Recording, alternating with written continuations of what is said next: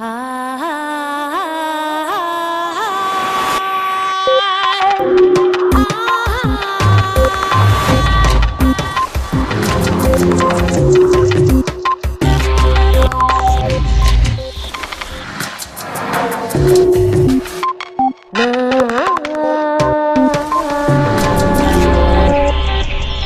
emociones negativas interfieren con el aprendizaje de los niños. Richard Davidson. Por fin estamos tomando conciencia de que hay vida antes de la muerte. En este programa especial de redes exploraremos algunas de las claves que aprendimos en los últimos años para encarar el gran desafío de difundir el aprendizaje social y emocional en todos los ámbitos de la sociedad. Y en su sección, Elsa nos hablará de cómo las emociones nos atraviesan desde los primeros años de vida y nos definen como personas.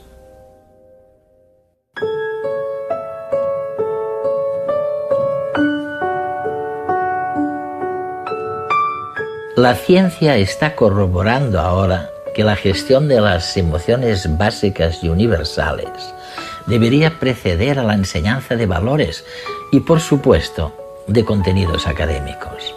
Los niños se juegan con ellos su vida de adultos.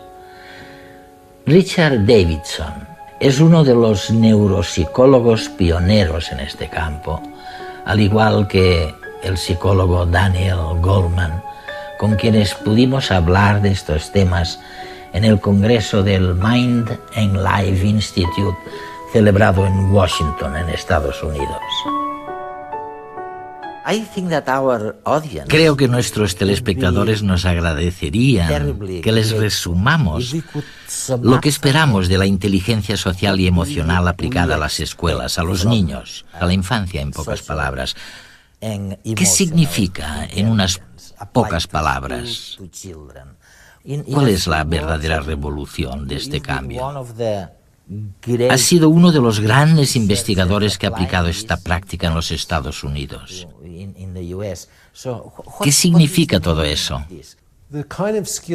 El tipo de habilidades de las que hablamos incluyen habilidades para aprender a dominar las emociones, en concreto la capacidad de controlar las emociones negativas, para que cuando ocurre una adversidad, éstas no persistan más de lo necesario.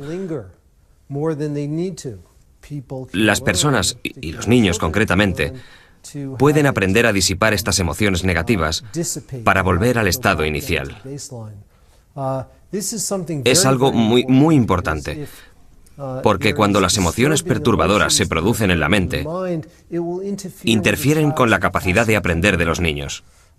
¿Habéis podido evaluar o examinar alguna de estas experiencias educativas, algunas de estas reformas? Hemos trabajado en el laboratorio analizando tipos de intervenciones muy específicas que se pueden diseñar. Por ejemplo, para aumentar la cooperación y la compasión y el altruismo. Y luego hemos estudiado la manera en la que esto cambia el cerebro durante la adolescencia. Y resulta que con solamente 2 semanas de entrenamiento... 2 semanas. 2 semanas en la que se practica 30 minutos al día. Pues bien, con esto basta para poder detectar cambios que suceden en el cerebro tras solamente 2 semanas. ¿Y te refieres a asuntos como el altruismo, nada menos, y la compasión? Hay cambios específicos en el cerebro que están asociados con los cambios en el altruismo y que se pueden medir conductualmente. Y todo lo que sabemos sobre el cerebro nos indica que cuanto antes se realice la intervención, tanto mejor, porque habrá más probabilidades de que sus consecuencias persistan durante un periodo de tiempo más largo.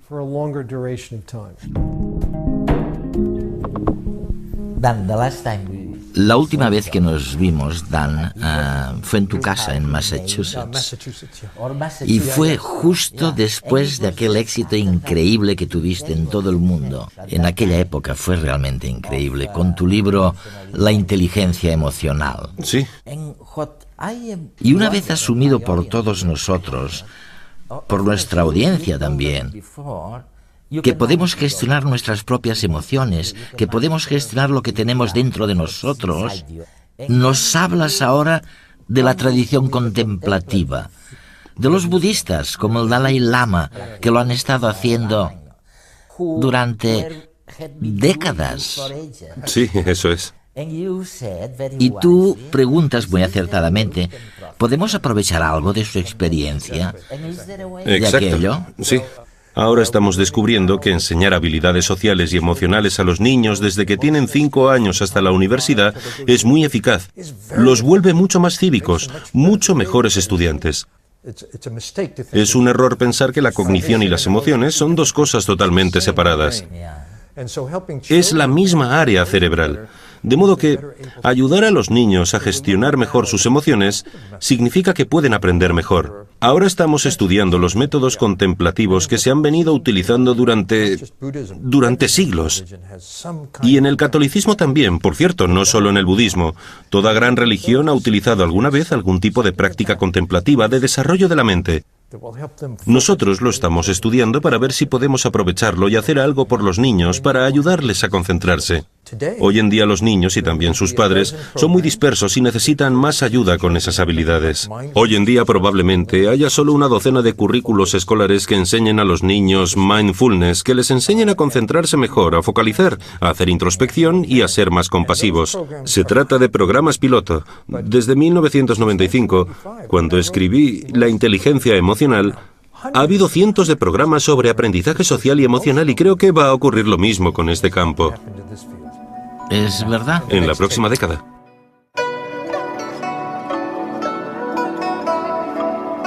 Los orientales tienen una tradición muy antigua en la meditación.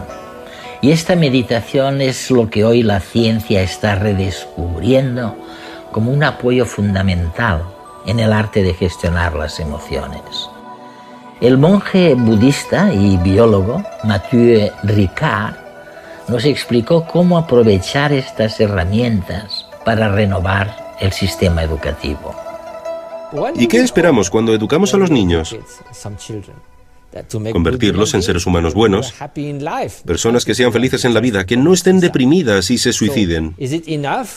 ¿Acaso basta con desarrollar su inteligencia y llenarles la cabeza de información sin desarrollar ninguna cualidad humana? Queremos personas buenas y equilibradas. Pero la educación parece estar interesada en cualquier cosa, salvo eso. Por tanto, hay algo que claramente falta. ¿Te puedo pedir un consejo? Sí, claro.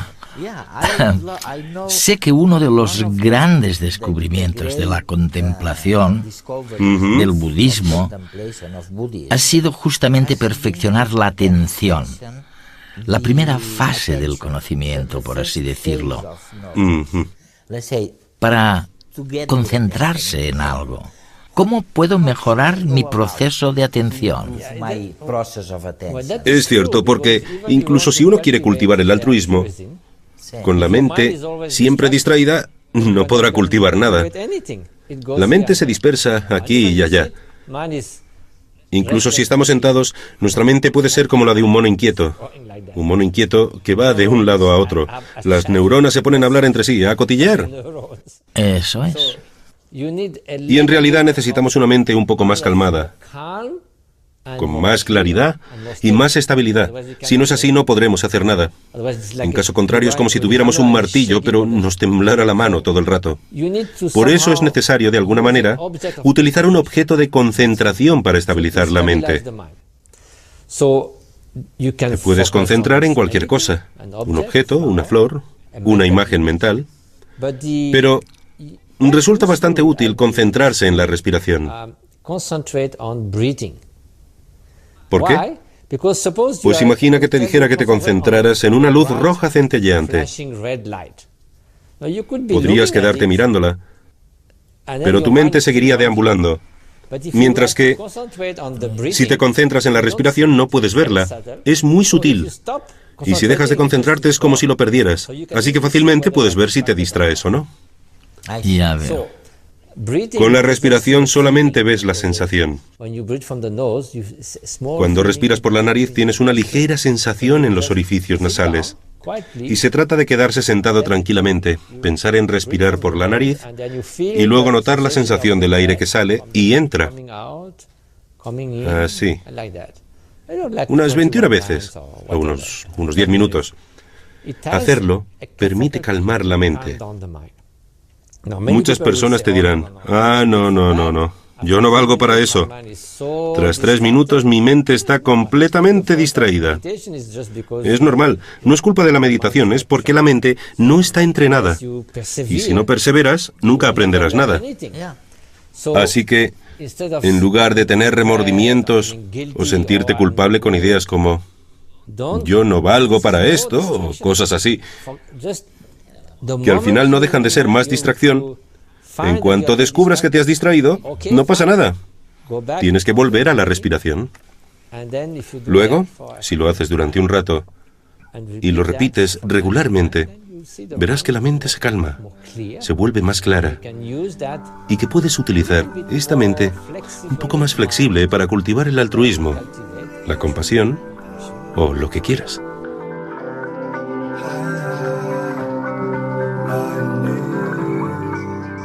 Está claro que las escuelas tienen que hacer un cambio radical e incorporar definitivamente el aprendizaje social y emocional en las clases. Pero la gestión de las emociones debe comenzar mucho antes de que los niños ingresen en el sistema educativo. Incluso ya se pone en marcha en el útero materno, como se verá más adelante. Las investigaciones del psicólogo Jay Belsky ponen de manifiesto cómo una crianza sin cariño y con una gestión deficiente de las emociones puede desembocar en adultos con vidas más problemáticas. En alguna investigación tuya demuestras que cuando los padres están ausentes, no están, sencillamente, las chicas tienden a empezar la pubertad, su menstruación, mucho antes que el promedio. Es verdad, ¿no? El hecho de que las relaciones durante la infancia podrían afectar el desarrollo físico y sexual, el momento de la pubertad en las chicas, ha sido un descubrimiento muy fascinante. Las mujeres tienen un sentido que las lleva a preguntarse, ¿va a ser precario el futuro? ¿Van a estar ahí los demás y voy a poder confiar? ¿Se puede confiar en los hombres? ¿Van a estar ahí cuando me haga mayor? Pero también como pareja, y todavía más importante, alguien que se vaya a implicar en el cuidado de mis hijos. La respuesta que reciben a estas preguntas parece que procede de su propia niñez y de la ausencia o presencia del padre. Es increíble. Y también de la calidad del padre. Y parece que cuando el padre no está presente o cuando la calidad de la paternidad no es demasiado buena, lo que las chicas aprenden, tanto consciente como inconscientemente, es no puedo contar con él. Y esto biológicamente las lleva a madurar antes. Y te preguntarás, ¿por qué maduran antes? Porque en cierto modo les permite salir y ver, ir más allá antes que las demás, ser más promiscuas con sus parejas y tener más niños y ocuparse de ellos peor, cuidarlos peor. Y tú me dirás, ¿y por qué querrían hacer esto? Y la razón es que si no puedes contar con los demás, sobre todo con los hombres, para tener 3, 4 nietos en el futuro, quizá tengas que tener más hijos. Según los resultados que se desprenden de tus investigaciones, las guarderías no son buenas, o no son tan buenas como pensamos que serían para el futuro de los niños. ¿Cómo podríamos resumir esta situación? Creo que en lo que respecta a las guarderías y a cualquier otro método de cuidado infantil no materno que utilizan las familias, a menudo es realmente ambivalente. Cuando el niño empieza a pasar muchas horas en este tipo de ambiente, en sus 3, 4 o 5 primeros años de vida, durante 30 o 40 horas por semana en la guardería, parece que esos niños son más agresivos y desobedientes cuando se hacen mayores. Sin embargo, también sería un error condenar a todas las guarderías o cuidadores infantiles como algo malo, porque no es cierto. Hay muchas pruebas, y hablo ahora de lo bueno, de que unos cuidados infantiles de calidad, que sean dispensados por un personal sensible y atento, fomentan el desarrollo cognitivo y lingüístico del niño. Pero quiero que quede claro, no hay que dramatizar. Nadie está hablando aquí de que muchas horas en manos de cuidadores infantiles vaya a transformar a los niños en asesinos del hacha.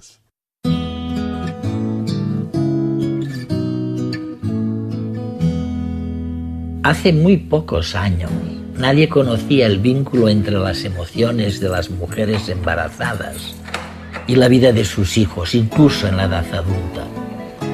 Las investigaciones de la psicobióloga Vivette Glova fueron pioneras en demostrar que la educación emocional comienza en el útero materno.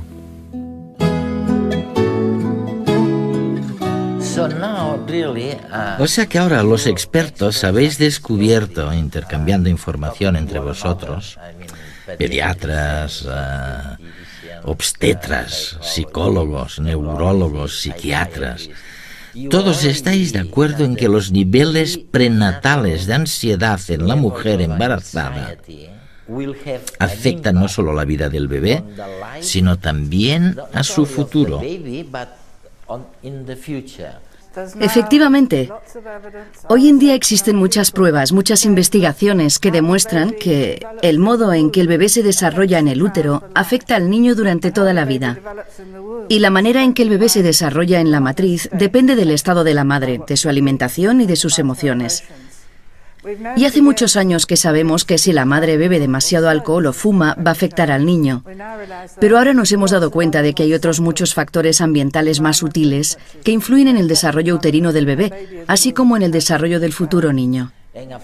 Según se desprende de uno de los estudios en los que has estado trabajando y que diriges, la ansiedad de la madre podría multiplicar por 2 el nivel de hiperactividad del niño. Lo llamáis así, ¿no? Nivel de hiperactividad. Exacto. Del niño. Nuestro primer estudio lo llevamos a cabo con una amplia población. Empezó en Bristol, donde reunimos a 14.000 mujeres embarazadas y les hicimos un seguimiento. Medimos su ansiedad durante el embarazo y comparamos las consecuencias del 15% de madres más ansiosas para el niño con el resto. Y vimos que ese 15% de madres más ansiosas duplicaba el riesgo de que el niño manifestara problemas de atención, déficit de atención, trastornos como la hiperactividad. Se duplicaba el riesgo de que el niño fuera más ansioso y de que tuviera problemas conductuales, especialmente entre los chicos. Los trastornos conductuales son un problema, porque hacen que sea difícil controlar al niño y también es un factor de riesgo de cara a un posterior comportamiento delictivo.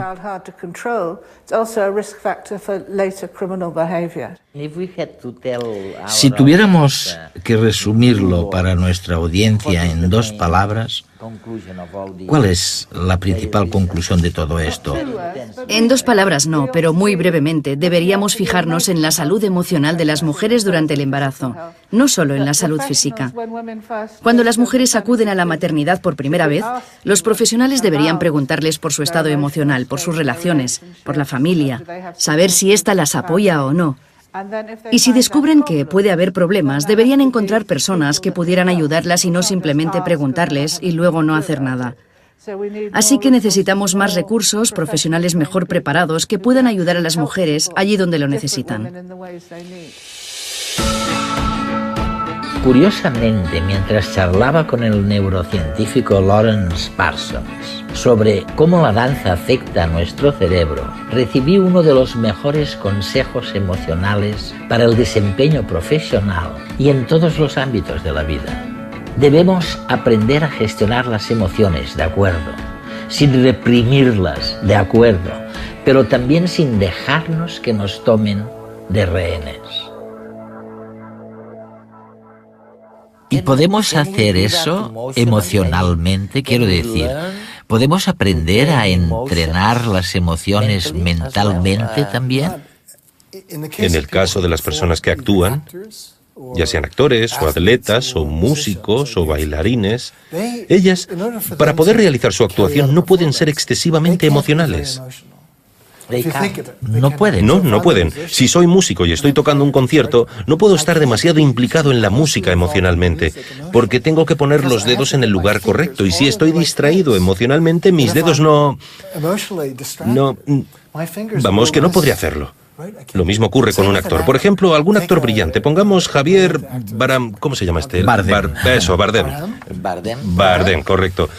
Bardem, por ejemplo, tiene que usar sus emociones de una manera para transmitir todas esas expresiones emocionales. Pero no está realmente emocionado. Porque si se emociona, se va. Está fuera de control. Él tiene que encontrar una manera de falsificar. Vamos a ver, no exactamente falsificar, sino expresar o simular emociones de una manera razonable para que el público se identifique con lo que está haciendo. Pero él contiene sus emociones, las guarda muy adentro.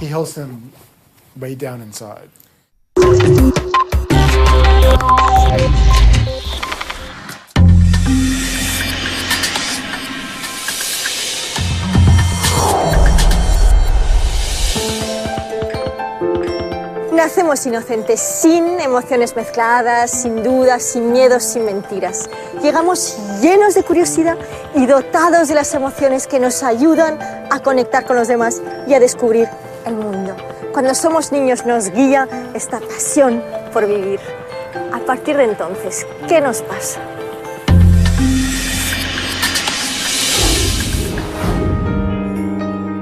En los primeros años de vida se conforman los grandes patrones emocionales que nos rigen, el amor y la curiosidad.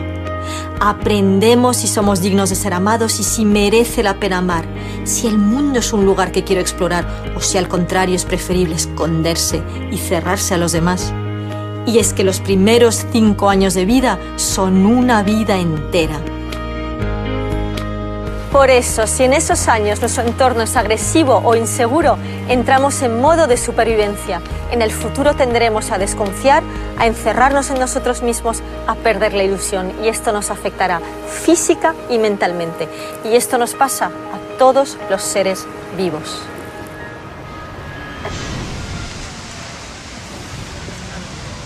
Necesitamos, por encima de todo, sentirnos seguros y amparados, es decir, conectados con los demás.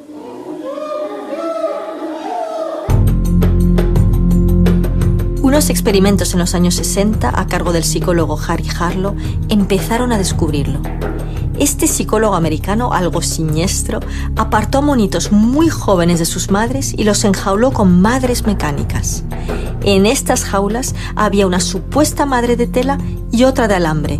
Las dos eran muy poco atractivas, pero dentro de la madre de alambre había un biberón de leche al que el monito podía acceder. Los monitos, sin embargo, pasaban muchas más horas con la madre de trapo y solo iban a la madre de alambre para alimentarse. Para completar el experimento, obligaron a algunos monitos a estar solo con la madre de alambre. Y para sorpresa de los científicos, esos monitos digerían peor la leche y tenían sistemas inmunológicos mucho más débiles. Esto resultó muy llamativo en una época en la que se decía que el contacto físico malcriaba a los niños y que las emociones tenían poco peso en nuestras vidas, que eran un lujo biológico del que podíamos pasar. Hoy sabemos que más allá de la pura supervivencia, solo florecemos si nuestras necesidades emocionales, en especial las de protección y afecto, están atendidas. ¿Queréis una sugerencia para crear entornos positivos?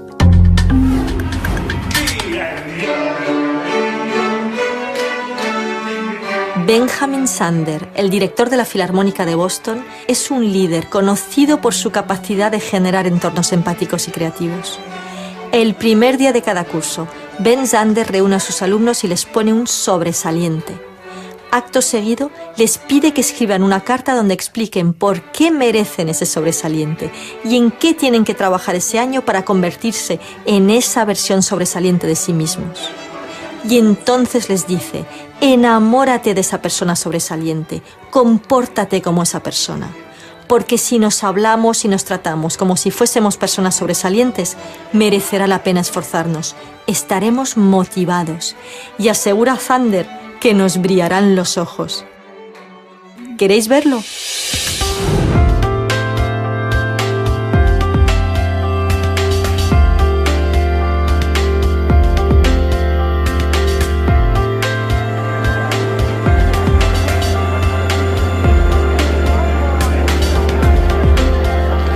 ¿Qué es lo que tú haces muy bien?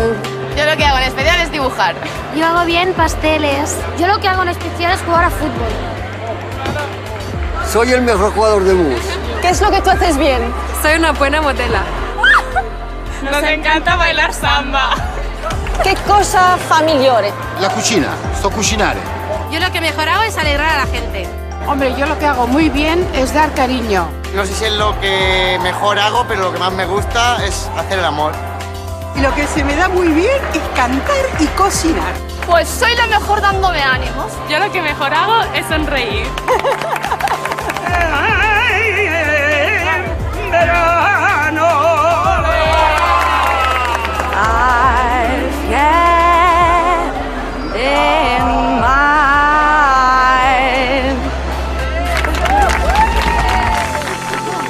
La gente solo envejece mentalmente y emocionalmente cuando pierde su curiosidad y su capacidad de amar. Para evitarlo necesitamos entornos que potencien las emociones positivas. Creamos esos entornos entre todos, día a día, en casa, en el trabajo, en la calle. No es magia, es inteligencia emocional.